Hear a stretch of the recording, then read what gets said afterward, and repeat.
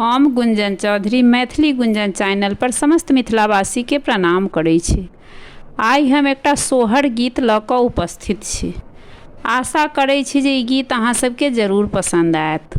प्रथमा ही होरी जनम लेल दीना सुदीन भेल रे लालना रे शत्रु मारलहिया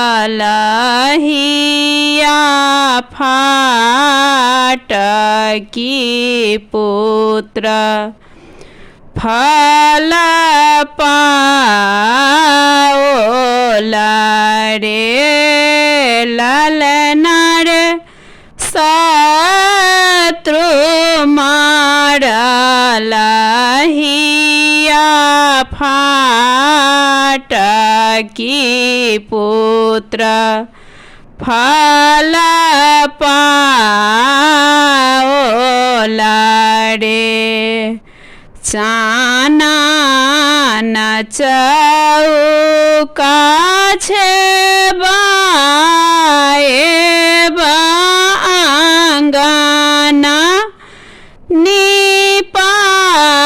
निपाओला रे लालना रे ताही पर ठाढ़ी भेली कौशल्या रानी स्वामी से अरज करू हे लालना रे ताही पर ठाढ़ी भेली कौशल्या रानी स्वामी से अरज करू हे किए देव भाट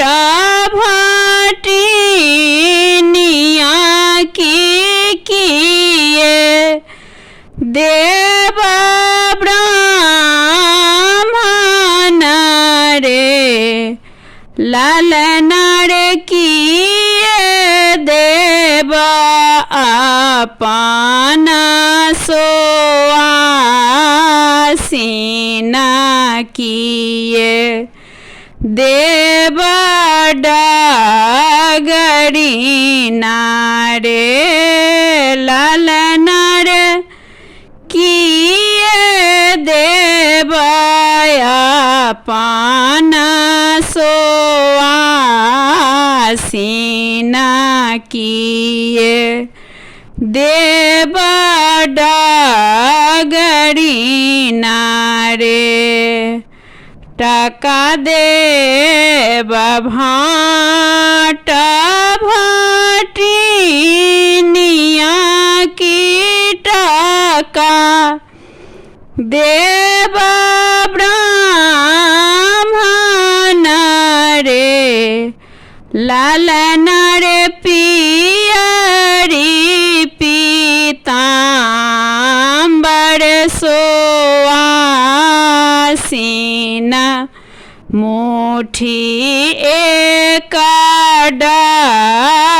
डगरीना रे घर से जे बजथिन के कई रानी सुनु राजा दशरथ रे लालना रे राखी जोगी अवध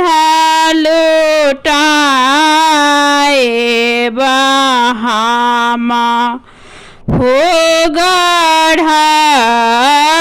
साए रे अयोध्या सन राजपुरा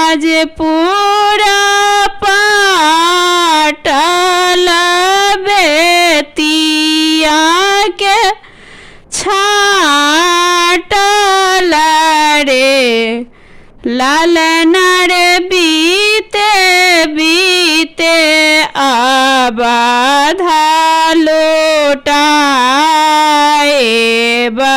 किछु नहीं राखब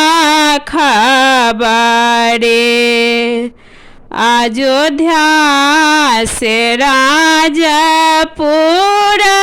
पाटल बेतिया के छाटल रे।